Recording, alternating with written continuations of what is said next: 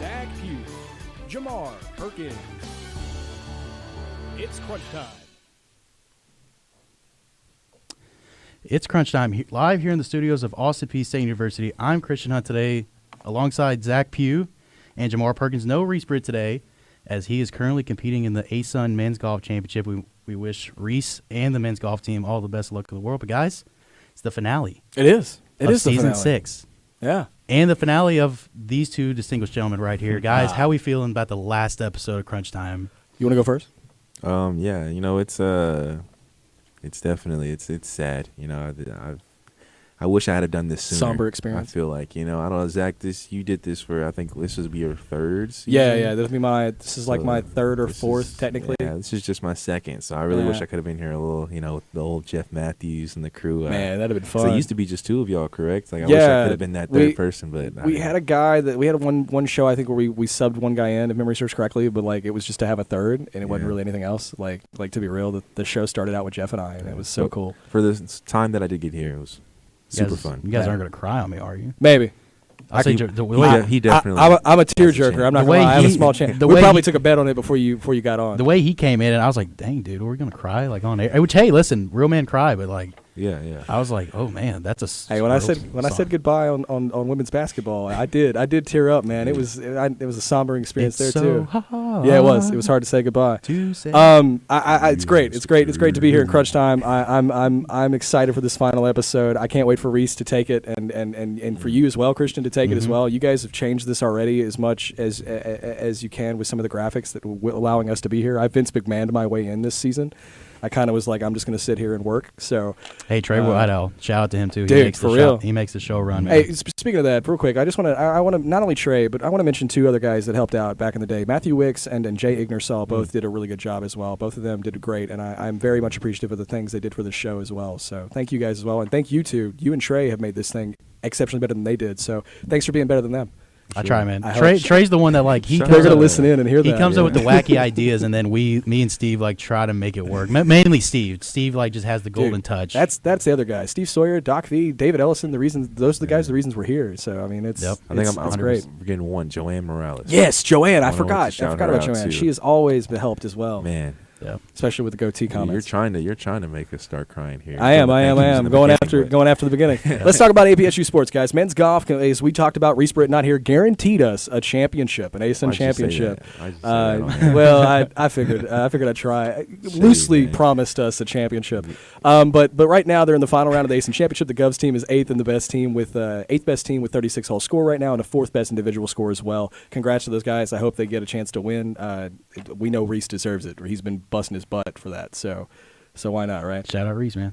Yeah, shout out Reese. I mean, I think they can get it done. I think they can too. You think they can come back from being eighth spot right now? Listen, man, I watched. It's the individual scoring that makes them groove. I watched Phil Mickelson literally come back from the grave in the Masters, and we didn't get to talk about that. Truth. I think it was like 2 shows ago. 2 shows ago, yeah. I mean, he came back from like the grave and made it interesting at the end. Now, he didn't win, but he made it interesting. So it's possible. It's a good point. It's 100% possible. Before I mention this next thing, I want to talk about the Govs baseball team that hopes to keep winning the series. As the series that they have as they start their next ASUN series against FGCU here in Clarksville. The game 1 is Friday, April 28th, and starts at 6 p.m. First pitch will probably be at 6:05. That's usually roughly how it goes. The Govs will come off a win against Western Kentucky University on Tuesday. They scored 12-11 with a last-minute hit. A walk-off. Yeah. I guess pretty much an error. It was a pop fly in the right field. I guess, I don't know, it was really high. It was definitely hard to see. Sky high, and then it drops.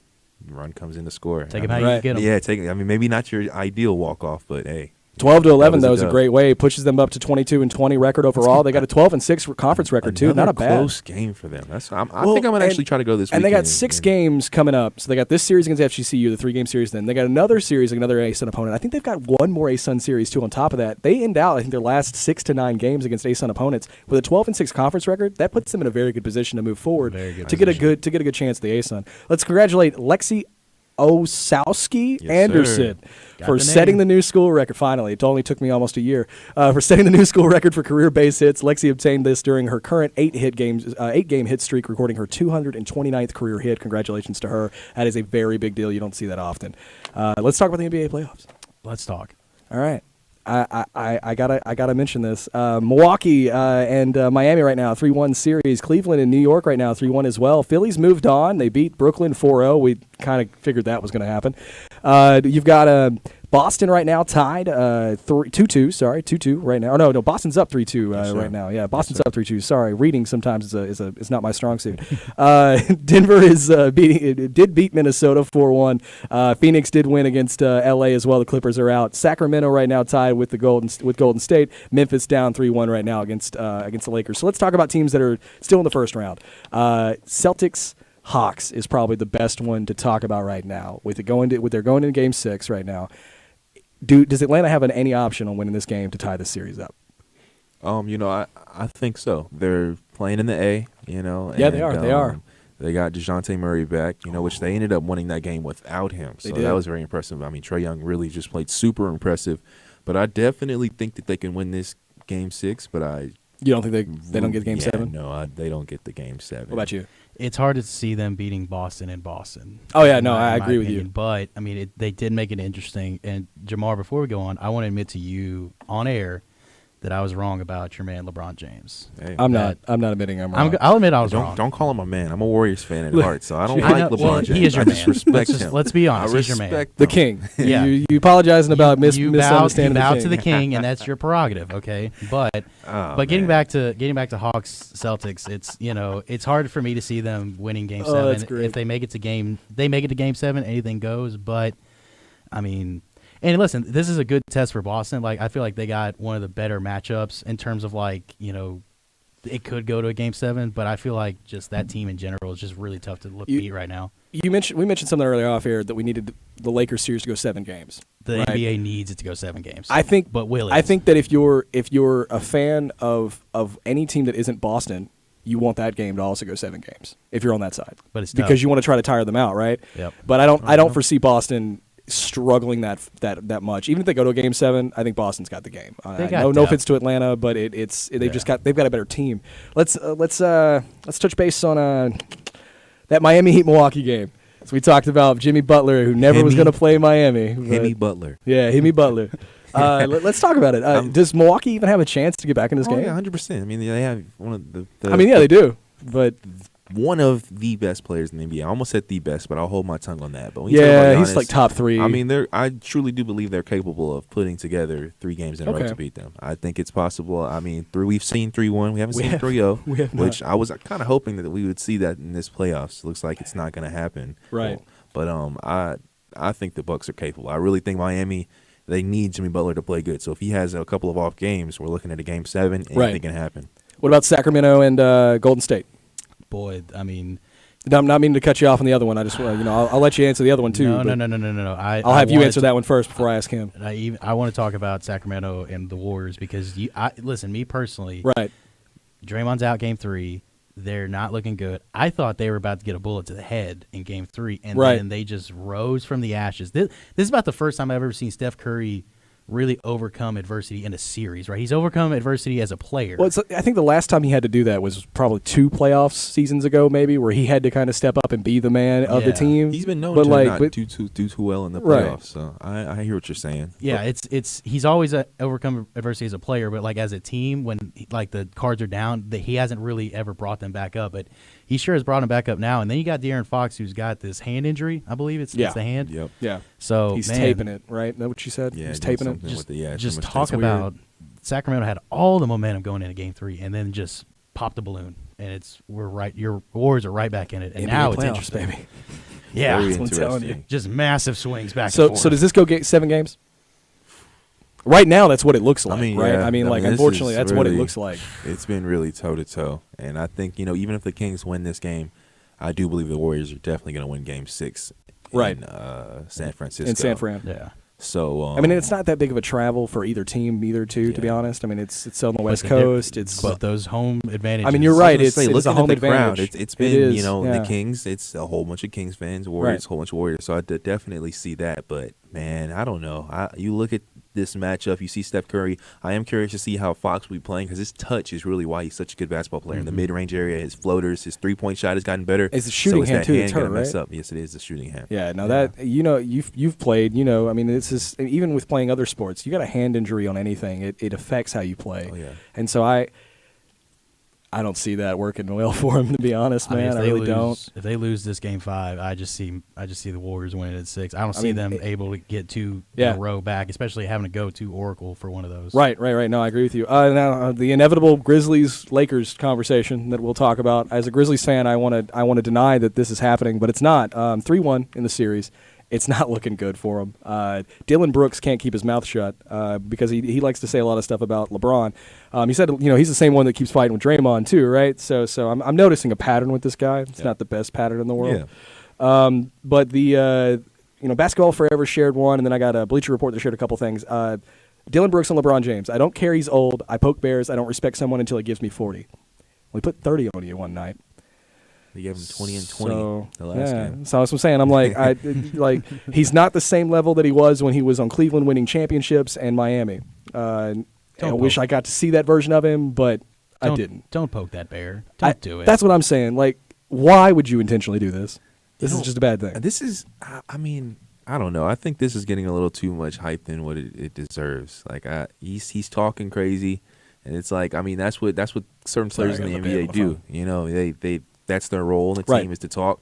If anything, now for one thing, I do want to add the fact that he's talking like this, and then after the fact, he's refusing to talk to the media. And they lose. Horrible. Yeah. No, I know. I don't like that at all. Same. So it's like now anything he says, I'm not taking any weight with it. If you talk, you talk. You gotta walk, you walk. That's my thing. He literally talked trash to one of the players that's going down in history as one of the best players to play the game in a long time, besides MJ and other players too, right? Because we have that debate all the time.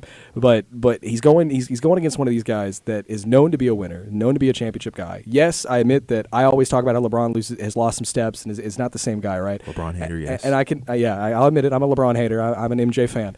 But there's an ounce of stupidity you have when you're Dylan Brooks and you think that you can talk trash to the guy that literally has been in there longer than you've been in the league.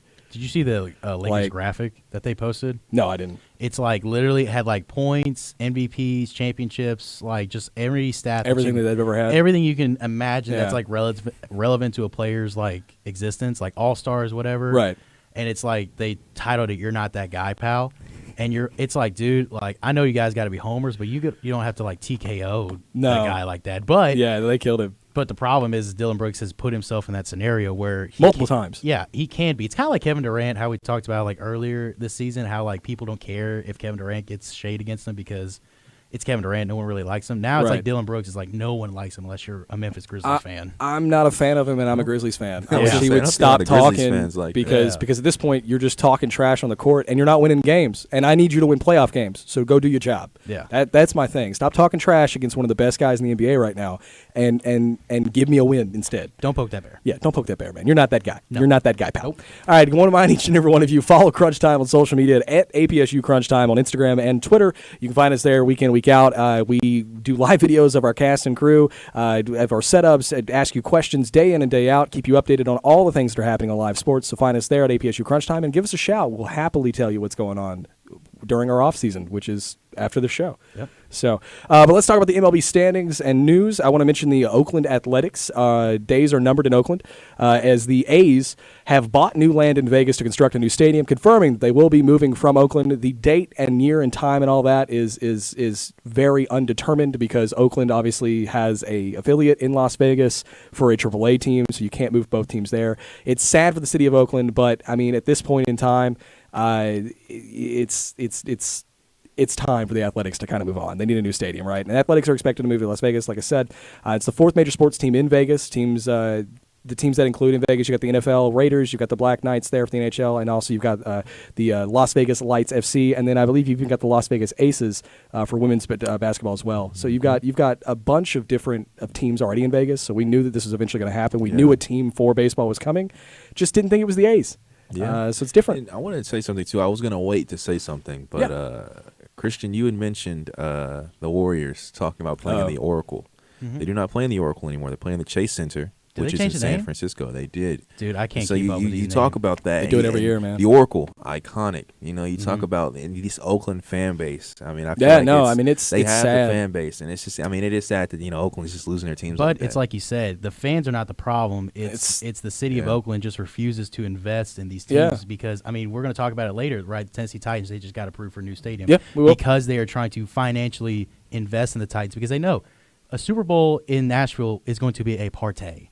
Yeah. Like, we all know this. I mean, we saw this with the draft. We saw this with WWE, right? No one wants to go to Oakland to watch a game, all right, except for the fans in Oakland, right? Except for fans. People want to come to Nashville. People want to go to New York. They want to go because they've invested in these teams, and Oakland just refuses to invest, and it's going to cost the people of Oakland not only their fandom, but it's going to cost them money as well. No, yeah, absolutely, and we've seen that, right? We're seeing that happen. I mean, when the Raiders left, the city subtly rioted while the Raiders were leaving, and then the baseball team announced that year we might be moving, and the city was like, no, you are not going, and you're staying right here. We're not losing another team. So they stayed that whole year, right? And now this comes out, and even the owner, like they were attacking the owner, they were attacking the mayor of Oakland too. They were attacking all these people like with all these different announcements, and the owner for the A's came out and was like, hey, look.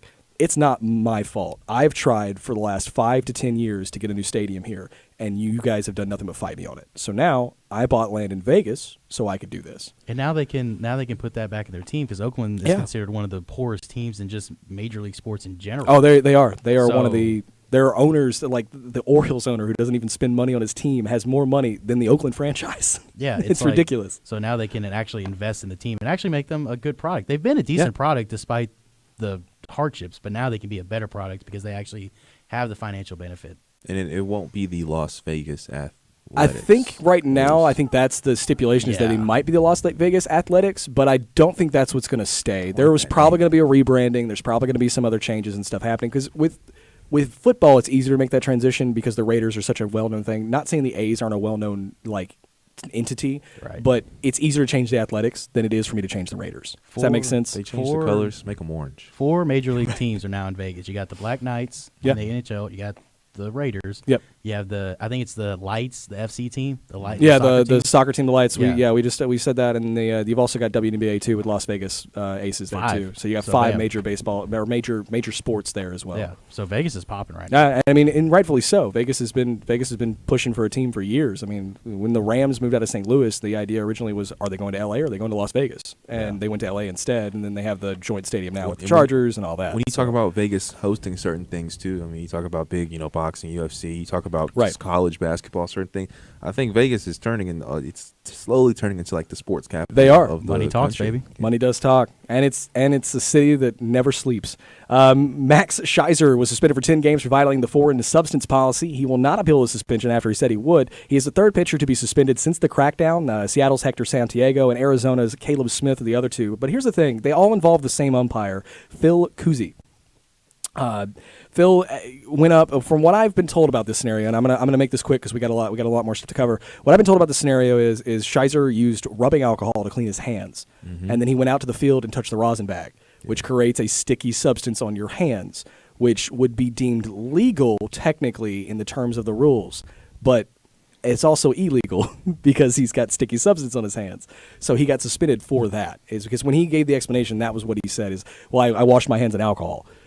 Well, why? You have soap and water in the dugout to do that with. What are you doing? It's like a loop. Yeah, so it was and he's fighting it. And we've seen this before. He got suspended last season too for the same thing. You're saying Scherzer's one of the top pitchers. Yeah, he's one of the top pitchers in the league. It's interesting to see how Yeah. long. Yeah, but I mean, he said he didn't do it.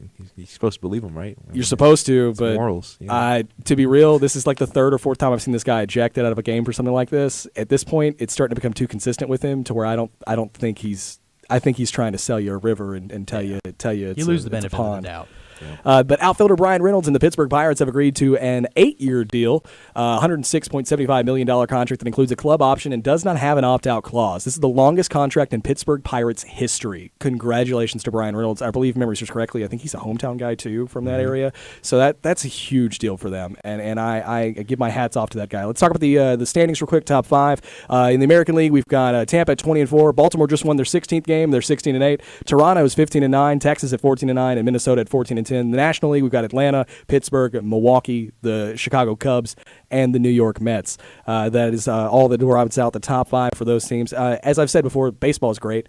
If I had to decide what was happening right now for the World Series, I couldn't tell you. I couldn't tell you who I think's going all the way. I couldn't tell you who I think's making it to the playoffs. I couldn't tell you anything because this is such a new weird season of rules and this is the first time we could see double digits, triple digits in stolen bases. It's since the 60s to 50s. I mean, it's an amazing time to be a baseball fan.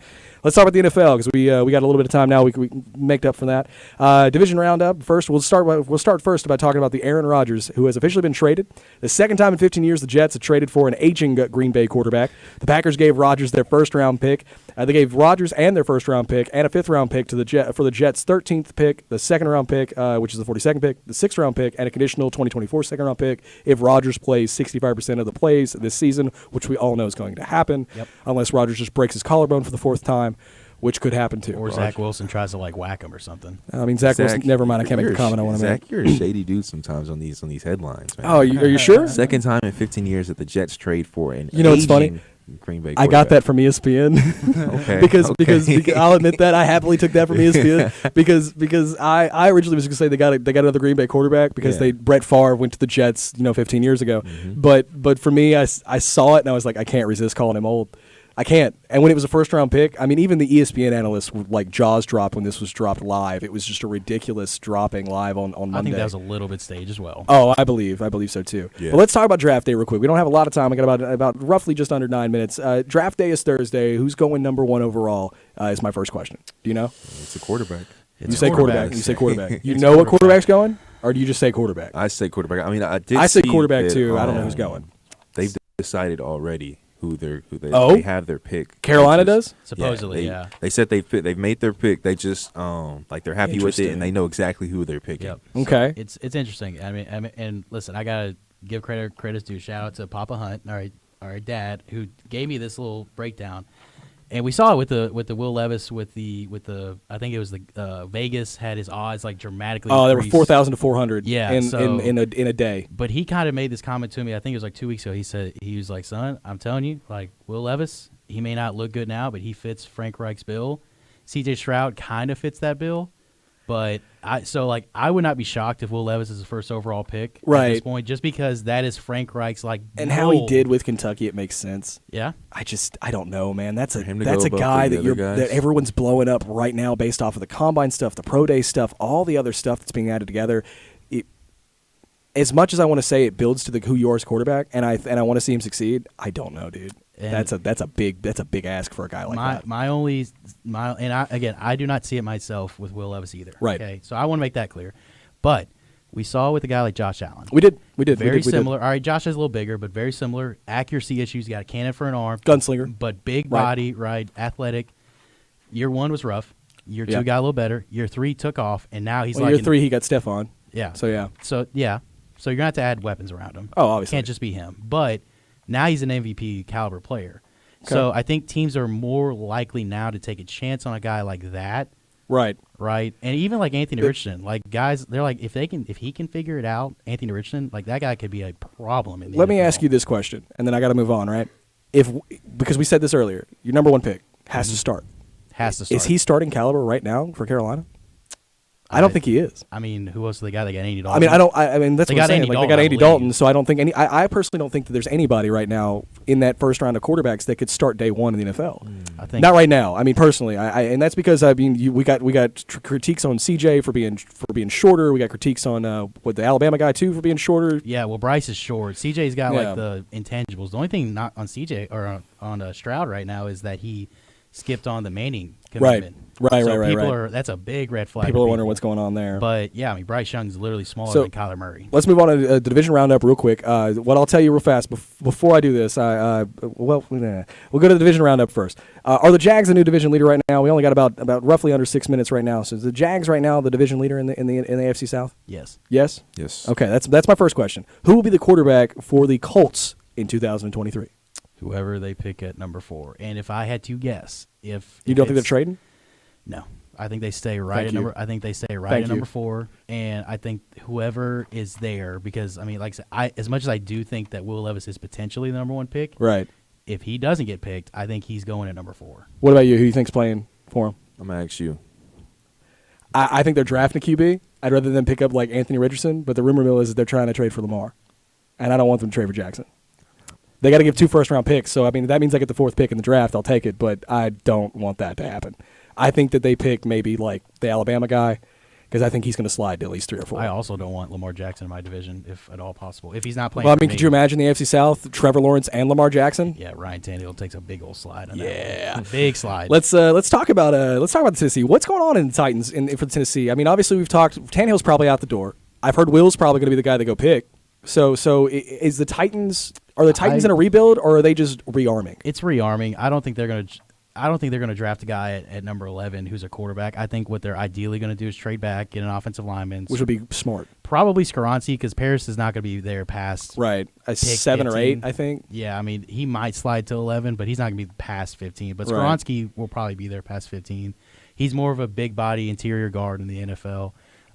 Probably draft a guy in the 2nd round, receiver. A guy like a Josh Downs if he's there, if he's available. But I mean, if Hendon Hooker's sitting there in the 2nd round, which I don't know if he will, but if he's there, that man is drafted 1st round according to every so? mock draft right now. Mock drafts are great. And all, I know. But I mean, if Will goes to round 1, as well as I do, every mock draft blows up. So that's true. he goes number 1 overall. Every mock draft blows up anyways. Don't get me wrong. The Jags are a good team, but when you talk about divisions like these, like the AFC, this South division is there's almost when you talk about a rebuild or trying to revamp. I mean, the Titans is kind of, if you keep Derrick Henry, you keep certain pieces. It doesn't matter what you're going to do. You're still going to compete in your division. So true. I don't go ahead. No, I mean you're absolutely right, Jamar. You got to remember, Jacksonville, they lost their starting right tackle in Jawan Taylor. They ended up cutting Shaq Griffin, their starting corner.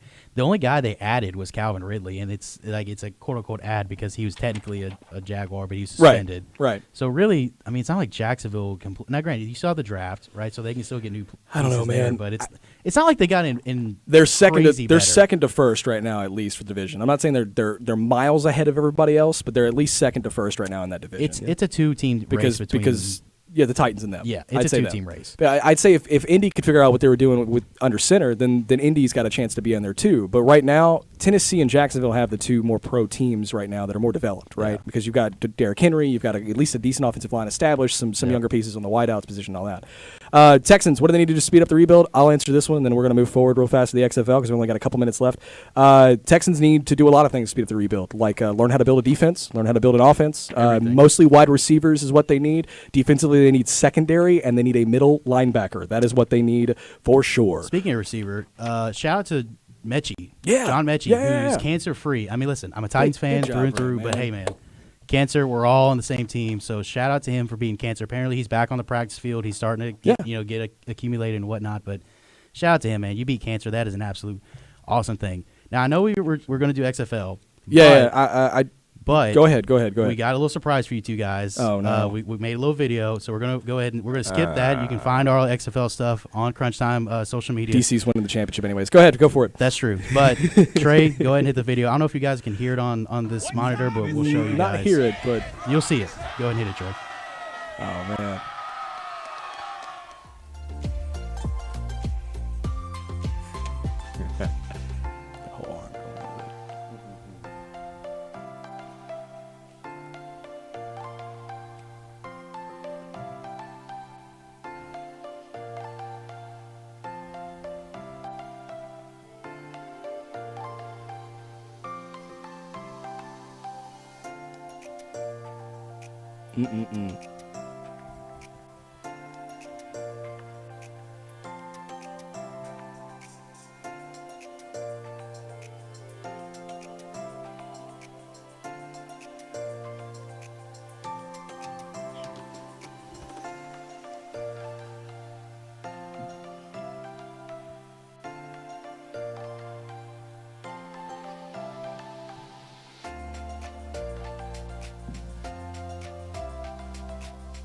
Look at you, blue shirt. Wow. It's a bright shirt. Oh man. Hey, thank you guys. Thank you. It's hard, obviously, because there is music. All right, we got copyrighted music, so Perfect. it's hard to see on that. But we only got about 30 seconds. But we thought it'd be a nice way to send you guys out with a nice little thank you and whatnot. Obviously, you guys have contributed a lot to this department and this show. So thank you guys. Well, thank you guys so much. Special thanks always to Jamar as well, to you. For being here with me for the last few years. Trey Whiteowl, Christian Hunt, thanks for sitting in for this and taking over the show with Reese Britt. Special thanks to David Ellison and Steve Sawyer for making the show possible. Jeff Matthews for inventing it. I greatly appreciate everything you guys have done. We're short on time, so I second everything he said. Yeah, it's been a hell of a time, and they'll see you next time on Crunch Time.